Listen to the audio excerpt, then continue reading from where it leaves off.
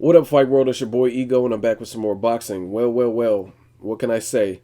As I've said in previous videos, HBO, Home Box Office Entertainment, they are in trouble. Just got finished watching the Floyd Mayweather All Access Episode 1. Fortunately, I live in California, but I have DirecTV. It comes on East Coast time with DirecTV, so I was able to watch it at 7. And for those of you who don't have DirecTV or don't have Showtime, then you missed out. I thought it was a good special. Um, I kind of want to briefly talk about what happened in it and my overall stances. First things first, I must say, after watching just one episode of Showtime's All Access, which is obviously comparable to HBO's 24/7, and don't get me wrong, I've always been a huge supporter of HBO 24/7.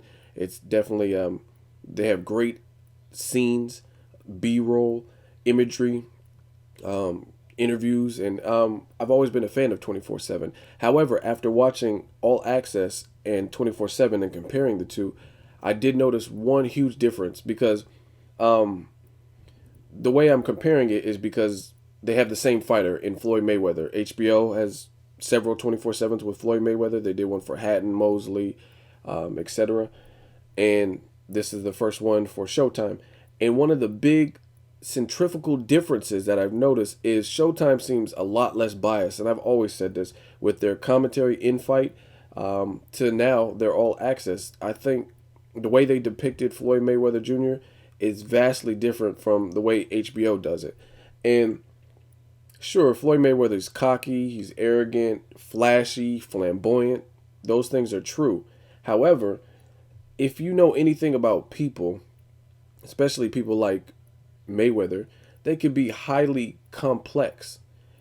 Not anyone just acts one side all the time. You know what I mean? Most people to this talent level are, I would say, multifaceted and they have more sides. If you look at someone like Johnny Depp, how come Johnny Depp is this charismatic character? He could play Alice in the Wonderland, Mad Hatter, in these eccentric roles, like Jack Sparrow in Pirates of the Caribbean. However, in his personal life, he lives in London, I believe. He doesn't, as he's gotten older, he doesn't really like dealing with the media. You don't see him too much. You don't really hear much from him. He just lives a normal, quiet life. He's very secluded in his personal life as an adult. And that's because people, they're not one way all the time. So like I said, Johnny Depp, he's a perfect example. I'm a huge movie fan.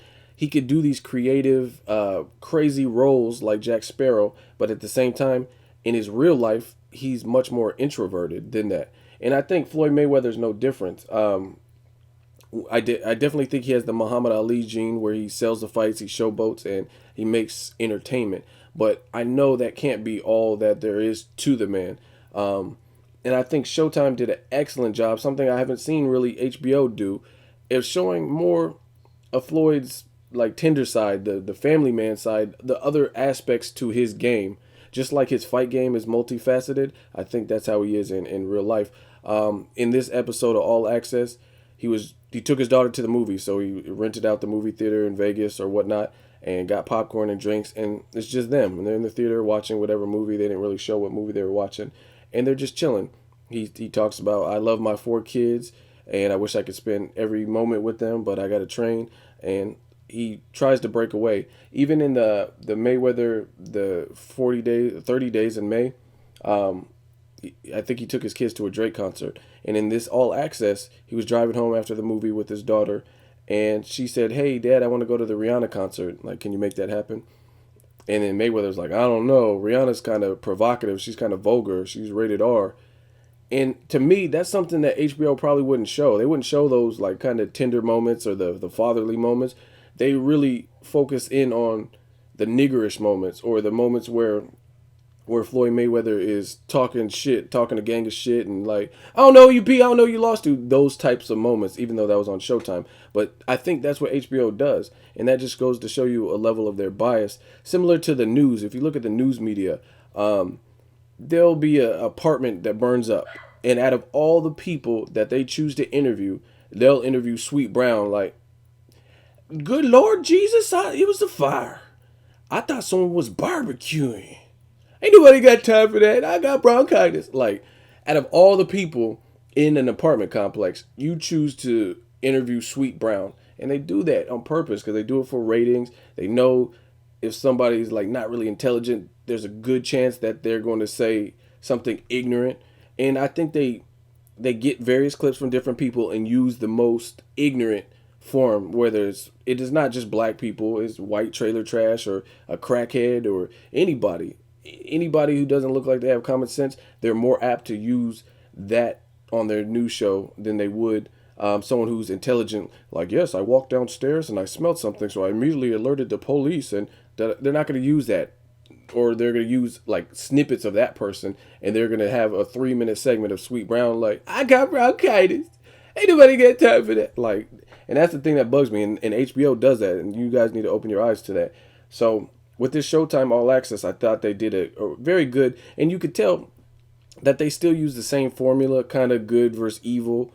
They still showed the contrast in lifestyles, but they didn't make it so stretched to the point where Mayweather's just this monster, in my opinion, where he's only flashy and he only cares about money.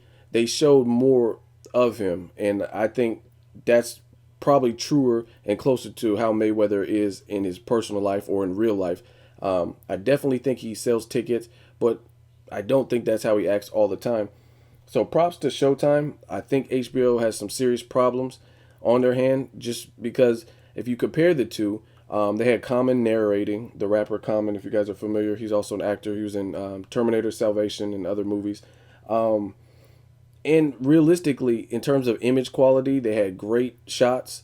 They showed Robert Guerrero going to the 700 Club. They showed snippets of him getting arrested, and that was kind of like the momentum builder for the next episode.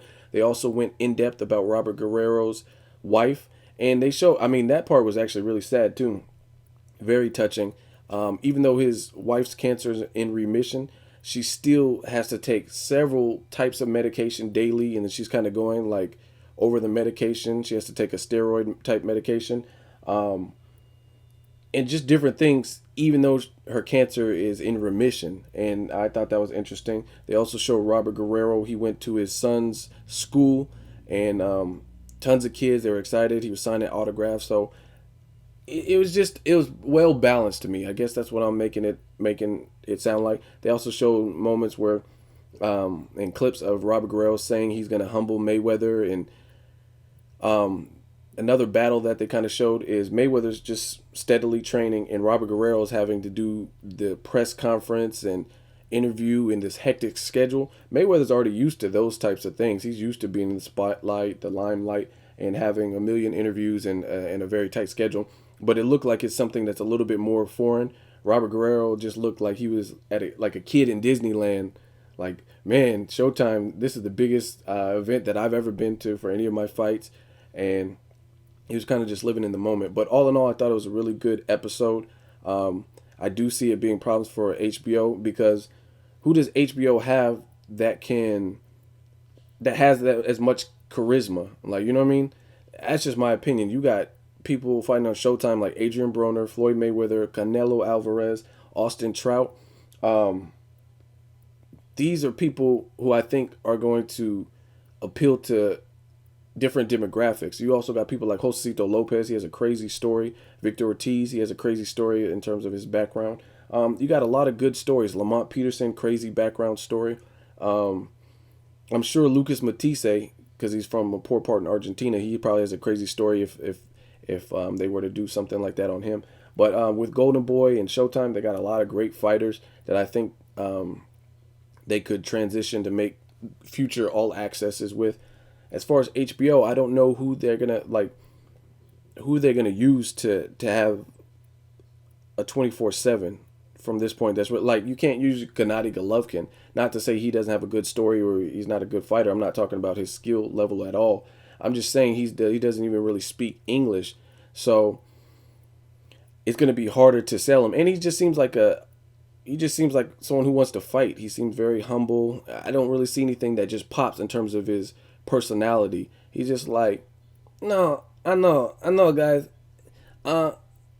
Yeah, I want to fight. I know, like that. I mean, he's just real chill. That's the best way to put it. So, Let me know who you guys think. If you disagree, who could they make a 24/7 about other than like Manny Pacquiao and Marquez or Bradley and Marquez? I think those would be exciting 24/7s. And let me know what you guys think in comparison 24/7 versus All Access. Was it much of a difference? Do you like one narrator better than the other? Let me know your thoughts. I enjoyed it. I thought it was an interesting look at both fighters' life. It's definitely something that's prepping me for the May 4th showdown, and I'm really looking forward to it. So I'm definitely going to watch the upcoming episodes. Let me know what your thoughts are on it. As always, hate, comment, or subscribe. Until next video, this is Ego signing off.